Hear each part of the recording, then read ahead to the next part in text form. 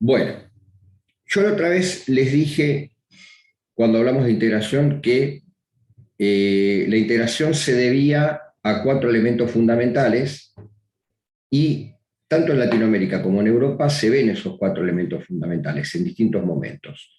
Pero me referí muy específicamente a la voluntad política y al interés común, y la voluntad política como contrapartida de la hipótesis de conflicto. ¿Qué quiero decir con esto? La Unión Europea, o la idea de la concepción europea, la Unión Europea, viene desde la paz de Utrecht. Fíjense la antigüedad que tiene. El problema es que en el medio ha habido distintas guerras de colonización o de armonización de los estados, y entonces ese proceso se vio cortado. Si nos vamos a los antecedentes más cercanos, arrancamos en el siglo XX, en 1912 aparece una idea que es la idea de la unidad europea, no de la unión. Después viene la Primera Guerra Mundial, es decir, una hipótesis de conflicto que quiebra esta idea o voluntad política con formar la unidad europea. Superada la Segunda Guerra Mundial, la Primera Guerra Mundial, perdón, en la década del 20, aparece una idea, retomando esta de la Unión Europea, de la unidad europea, mejor dicho, que es la idea de Aristide Briand, que es un ministro de Relaciones Exteriores francés, que vuelve a esbozar la idea de unidad europea y lo hace en el seno de la Sociedad de las Naciones. La Sociedad de las Naciones era el organismo que precedió a la Organización de las Naciones Unidas, que después, con la Segunda Guerra Mundial, quedó totalmente desintegrado y se transformó después en 1948 con la conformación de la Organización de Naciones Unidas. Entonces, la idea de Unión Europea, tal cual la conocemos hoy, nace precisamente después de la Segunda Guerra Mundial, cuando se supera esa hipótesis de conflicto que había llevado al enfrentamiento armado a partir de 1939, y comienza a desandarse un proceso que llega hasta nuestros días, que tiene a Europa integrada en un gran bloque de 26 países con muchas competencias delegadas en organismos supranacionales y algunas competencias reservadas en cada uno de los estados. Yo ya les comenté, creo muy al pasar, que hay dos motores fundamentales que llevaron al proceso de la Unión Europea. Francia desarrolló siempre el motor político, es decir, la voluntad política estuvo encarnada siempre a partir de la idea francesa de conformar una unidad. Y Alemania generó lo que se conoce como el motor económico, porque la economía alemana antes de la Segunda Guerra Mundial y después de la Segunda Guerra Mundial seguía siendo una potencia económica, lo es hoy en día. Y hoy no es de extrañarse que cuando se llegó a la conformación del euro en el año 99 y posterior circulación en la calle a partir del 2002, no es de extrañarse que Alemania haya sido el primer país que haya cumplido con los presupuestos básicos para el establecimiento de la moneda común, aún después de haber sido sindicada Alemania como la principal instigadora del conflicto bélico. Pero bueno, ¿dónde nos situamos ahora? Nos situamos a partir de la terminación de la Segunda Guerra Mundial. Y vamos a ver hechos fundamentales que cronológicamente fueron desandando este proceso de Unión Europea hasta nuestros días. Esto se estudia a partir de fechas y a partir de momentos en los cuales esas fechas generaron sucesos que son importantes. Vamos a hablar de los antecedentes de la Unión Europea. El primer antecedente lo situamos en 1943, con la conformación del Benelux.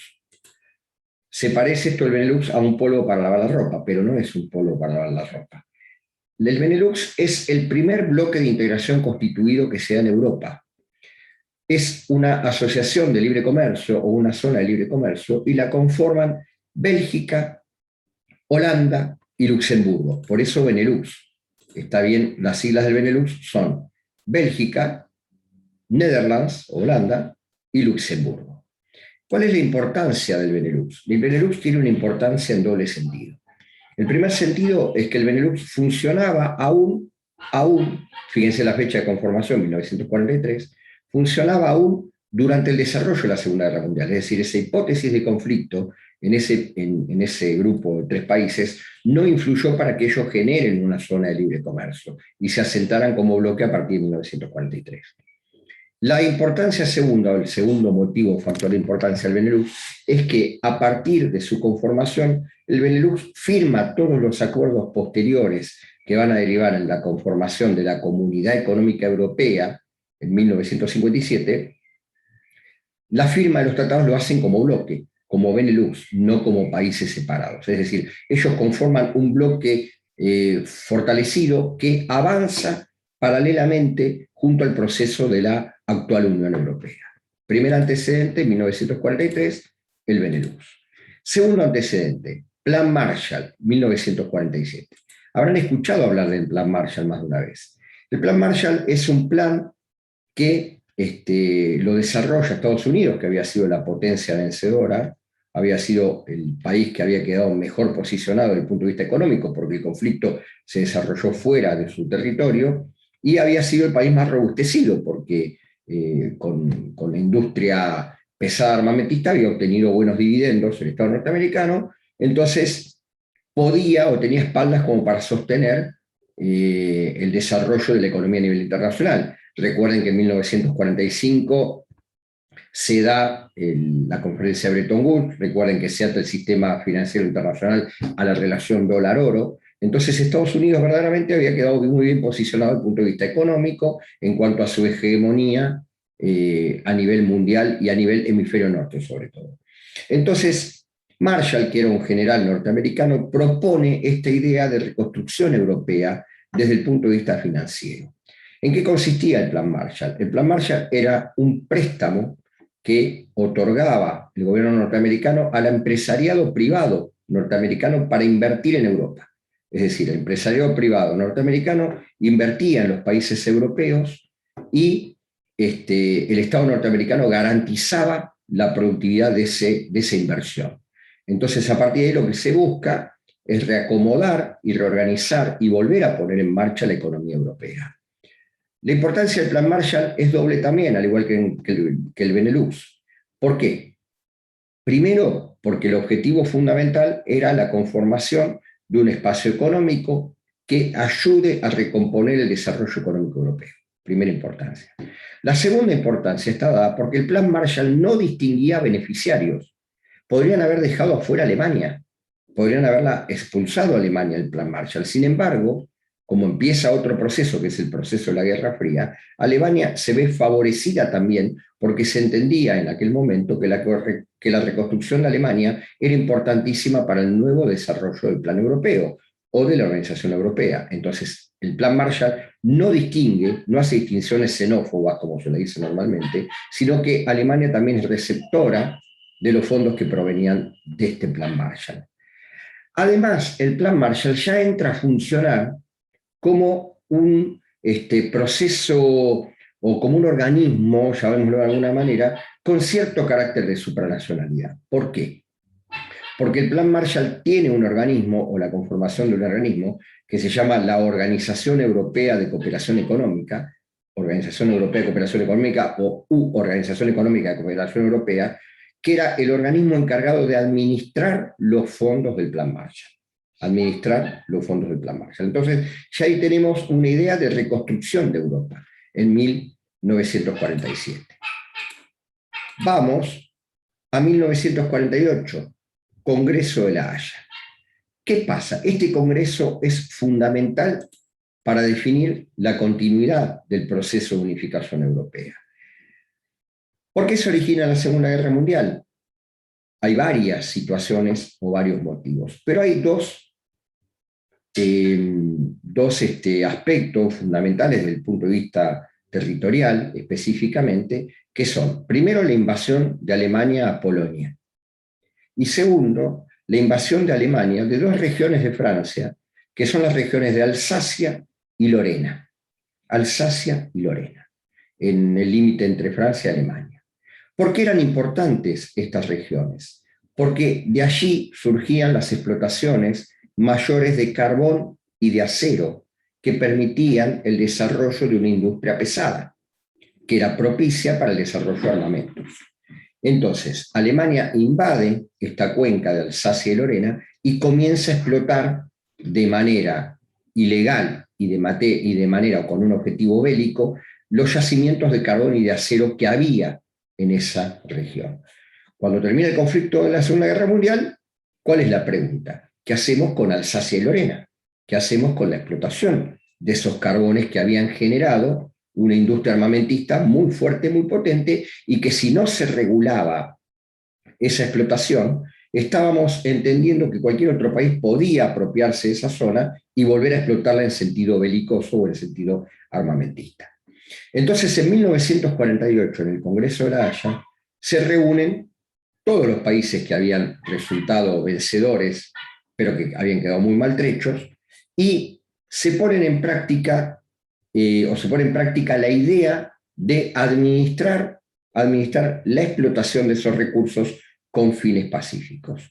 Y ahí aparecen dos posturas bien diferenciadas, la postura inglesa y la postura francesa. ¿Qué querían los ingleses? La otra vez Cata me preguntaba el tema de los ingleses, y acá es donde empieza la gran división de por qué Gran Bretaña no es miembro pleno o siempre estuvo en disconformidad con la Unión Europea. El Congreso de La Haya es fundamental para entender esto.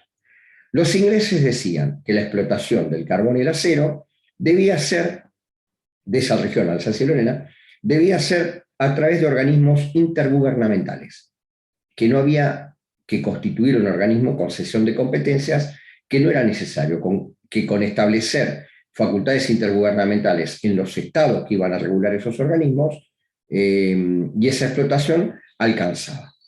Distinta era la postura de Francia.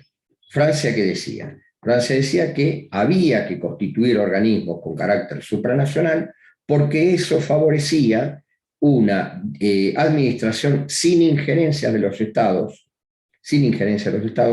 de esos yacimientos, y se podía garantizar el uso o la explotación pacífica de esos yacimientos. ¿Cuál es la postura que triunfa? ¿La inglesa o la francesa? Triunfa la idea francesa, 1948. Entonces, Inglaterra se separa, ahí es donde comienza la cuestión, se separa por no compartir la idea de los franceses y queda al margen de la constitución de la Comunidad Económica Europea. Como consecuencia de la victoria de la postura francesa, en 1950 se da lo que se conoce como Declaración Schuman. Schuman era el primer ministro francés, que a partir de esta declaración pone en marcha el funcionamiento de la primer Comunidad Económica Europea, que es la Comunidad Económica del Carbón y el Acero, que se constituye a partir de la Declaración Schuman de 1950. ¿La pudieron leer la declaración? ¿Le pudieron echar una mirada? Si alguien la vio, ¿qué entendió? ¿Qué puede decirme? Lo que les salga, lo que hayan entendido y lo que quieran decir.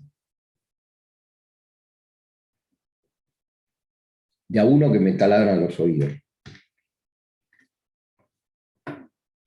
¿No la leyeron? Profe, no llegué a leerlo, pero quiero destacar que Cata lo mandó al grupo, bajó declaración, o sea, bajó el archivo y lo compartió, pero yo no llegué a leerla, pero la Bien. tengo. La bajó al grupo. Gracias a Cata.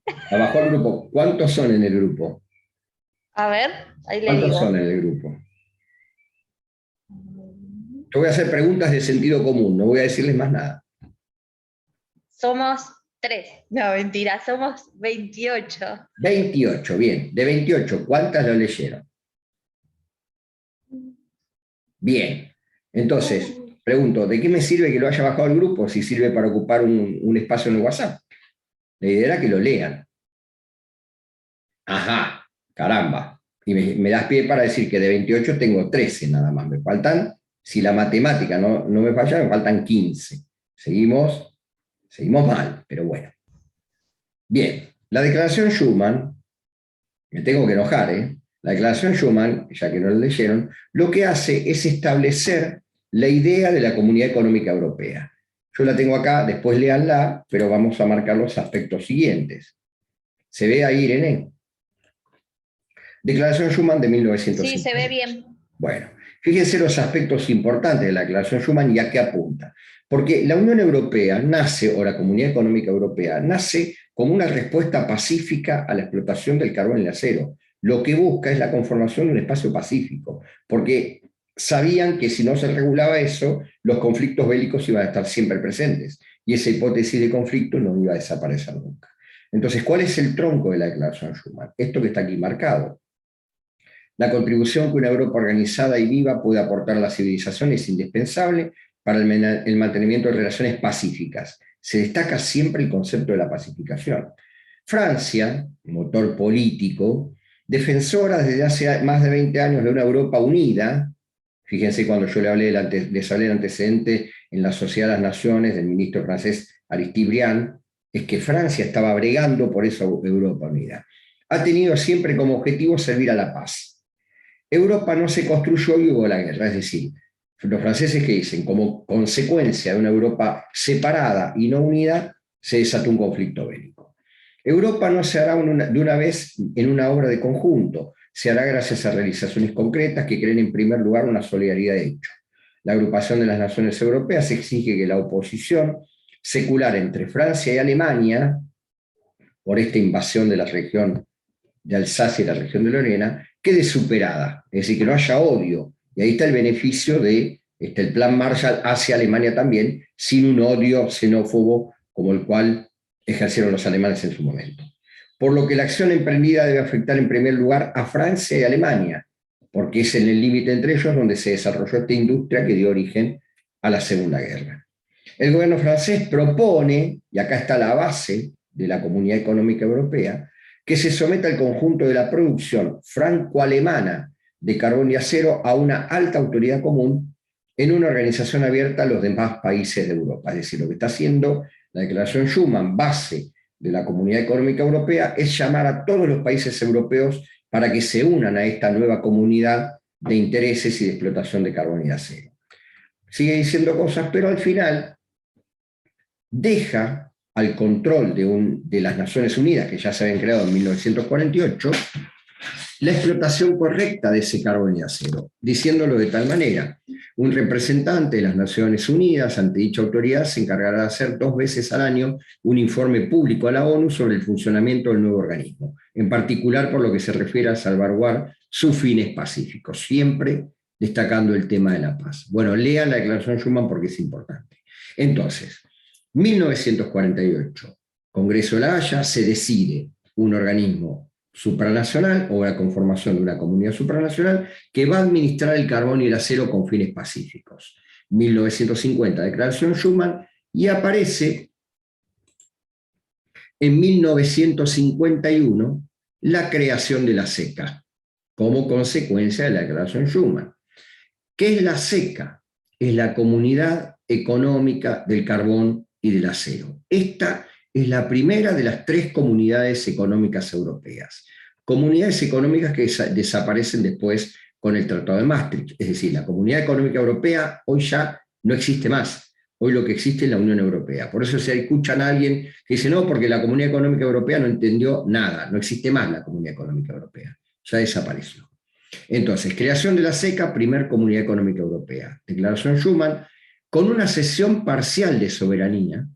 ¿Por qué parcial? Porque se cede soberanía en ciertos aspectos, que son aspectos relacionados únicamente con explotación pacífica de carbón y del acero.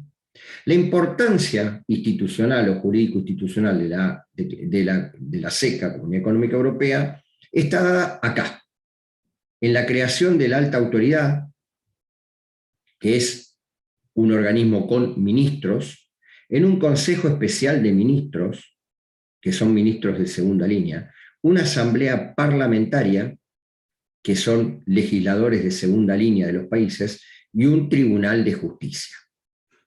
Es decir, la Comunidad Económica del Carbono y el Acero, o SECA, sienta las bases para la conformación de la posterior estructura jurídico-institucional de la Unión Europea. Vale decir, vuelvo a la diapositiva, vale decir que la alta autoridad es hoy la Comisión Europea. Consejo Especial de Ministros es el Consejo Europeo. La Asamblea Parlamentaria es el actual Parlamento Europeo. Y el Tribunal de Justicia es el actual Tribunal de Justicia Europeo. Es decir, la base de estos 4 organismos son los que generaron lo que en la actualidad se entiende como estructura institucional de la Unión Europea. Por eso es importantísima la conformación de la SECA. Pero bueno, seguimos avanzando. Como la energía armamentista había progresado, perdón, digamos, las fuerzas armamentistas habían progresado y ya se había avanzado mucho en lo que es la explotación del uranio enriquecido, la conformación de bombas atómicas y de armas nucleares. Fíjense lo que pasó en Hiroshima y Nagasaki. Surge, junto con la SECA, la idea de regular otra fuente de energía, que es el enriquecimiento de uranio, también con fines pacíficos. Entonces, posteriormente a la SECA, se crea la segunda Comunidad Económica Europea, que es la comunidad del Euratom. Euratom. El Euratom es la Comunidad Europea de la Energía Atómica. Comunidad Europea de la Energía Atómica. Con la conformación de estas 2 comunidades, se firma en 1957 los Tratados de Roma. Tratados de Roma. Los Tratados de Roma dan origen o generan la Comunidad Económica Europea. Ahí nace la Comunidad Económica Europea. Vamos a la diapositiva. 1957, Tratados de Roma, es decir, los Tratados de Roma incluyen al Euratom y el Tratado de la SECA en un solo cuerpo normativo. ¿Cuáles son los objetivos de los Tratados de Roma? Desarrollo económico, estabilidad creciente, relaciones estrechas entre los Estados, expansión continua y equilibrada de la Comunidad Europea. Medios para llegar a estos objetivos: establecimiento de un mercado común, aproximación de políticas económicas. ¿Qué significaba el mercado común? La liberación de aranceles internos, la fijación de un arancel externo común y la posibilidad de libre circulación de los factores productivos. ¿Quiénes conforman la Comunidad Económica Europea? La conforman 6 estados.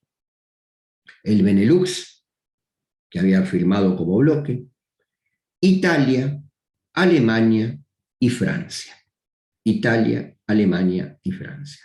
Por eso se la llama a la Comunidad Económica Europea, desde su constitución, se la conoce como Europa de los 6, porque eran 6 países los que habían sido los signatarios del Tratado Constitutivo. Comienza a avanzar y a profundizarse el proceso de la Unión Europea, y comienzan a haber ampliaciones. En una diapositiva más adelante yo les pongo las ampliaciones con los años. Eso no necesito que lo sepan, no necesito que tal año se incorporó tal, pero ténganlo ahí como una referencia. Pero bueno, desde 1957 hasta 1986 sucedieron varias cosas. La primera, la ampliación de la Unión Europea, de la Comunidad Económica Europea. La segunda, la profundidad de los temas a tratar en la Comunidad Económica Europea. Entonces, ¿qué se observa? Se observa que a la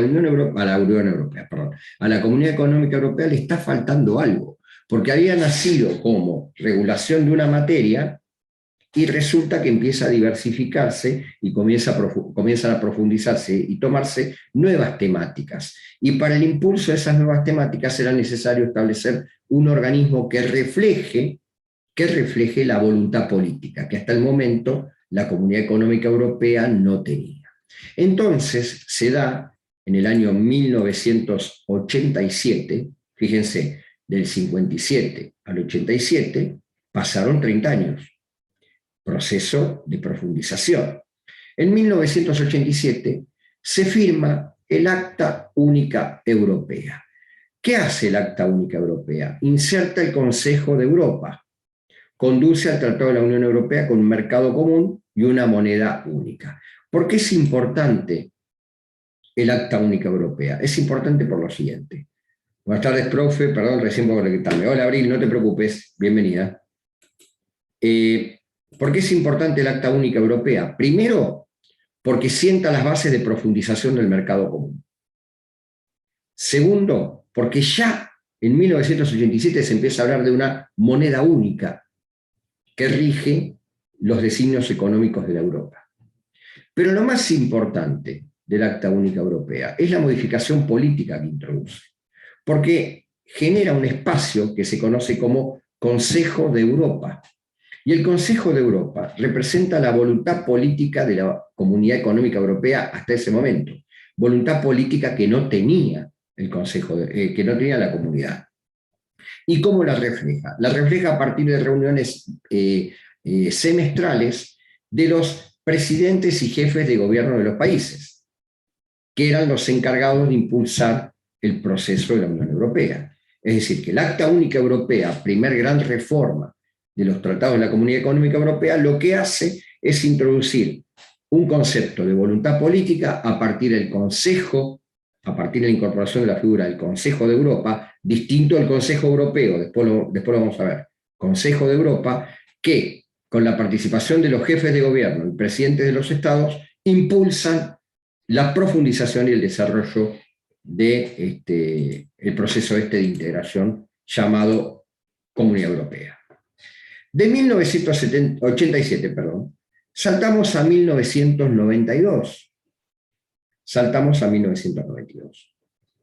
En 1992 se firma el Tratado de Maastricht. Tratado de Maastricht. ¿Por qué es importante el Tratado de Maastricht? Porque lo primero que hace el Tratado de Maastricht es generar la Unión Europea. Genera la Unión Europea. Es decir, ahí desaparecen, con la firma de Maastricht, la Comunidad Europea y entra en funcionamiento la Unión Europea. ¿Cómo lo hace? A partir de la firma de un tratado que aglutina el plexo normativo en un solo cuerpo de todos los documentos previos, es decir, del Tratado de Roma, del Tratado de la SECA, del Tratado de la Euratom, del Acta Única Europea, es decir, todo se aglutina en un proceso único. Quería ver porque lo tenía por ahí el Tratado de Maastricht, ahora se los muestro.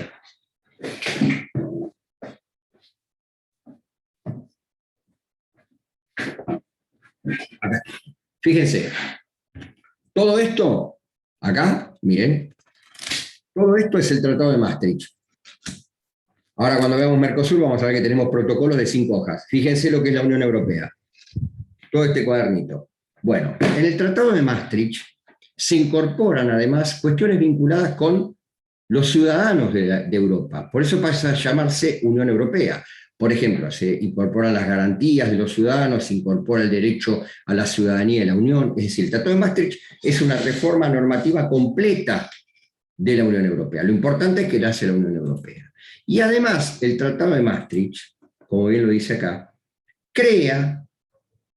establece el sistema mixto, la intergubernamentalidad, del cual les hablé otra vez, y de supranacionalidad. ¿Por qué? Porque establece un sistema para algunas cosas intergubernamental, pero para otras supranacional.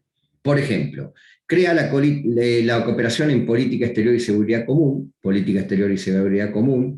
y cooperación en justicia y asuntos del interior. Estos son materias intergubernamentales, no supranacionales, por eso dije que es mixto. Pero a su vez, con el Tratado de Maastricht se confirman políticas comunes que son de índole supranacional, por ejemplo, la política pesquera común, la política agraria común, es decir, es un sistema mixto de toma de decisiones. La política de defensa común y la Unión Económica y Monetaria con moneda única para 1999. Es decir, el Tratado de Maastricht ya sienta las bases para que en 1999, es decir, 7 años después de su firma, con el amalgamiento de la Unión Europea se llega a conformar una unión monetaria, o sea, que entre en vigencia la conformación de un mercado monetario único, con una moneda única. Bien, ¿qué pasó entre 1957 y el Tratado de Maastricht, 1991, y hasta la conformación del euro en 1999? Se fueron dando ampliaciones, es decir, de 1957, que largamos con 6 países que conforman la Unión Europea, en 1973 sumamos 3 más, Reino Unido, Dinamarca e Irlanda. En 1980 sumamos a Grecia, 1986 España y Portugal, y fíjense, 1, 2, 3, 4, 5, 6, más otros 6 que había, son 12, más estos 3, 15, 1994. Si ustedes ven la bandera de la Unión Europea, es azul con estrellitas. Representa a estos 15 países, hasta 1994, que se fueron dando las ampliaciones. La última ampliación fue en el año 2007, con Rumania y Bulgaria. Pero fíjense en 2004, todas las naciones que fueron o resultaron un desprendimiento de la ex Unión Soviética fueron incorporadas a la Unión Europea, porque fue una especie de salvataje que tiró la Unión Europea para la conformación del bloque con estas naciones que aportaron materias sobre todo, o actividades sobre todo extractivas agrícolas-ganaderas. Pero bueno, en 2007 llegamos al máximo de países de la Unión Europea, que son 27. Y acá tienen el mapa con las distintas ampliaciones y los años. Insisto, esto es para que ustedes lo vean si quieren, no es materia de examinación, es parte del conocimiento que ustedes pueden tener, y si quieren en algún momento profundizar el tema de la Unión Europea, acá tienen cómo se ha dado el proceso.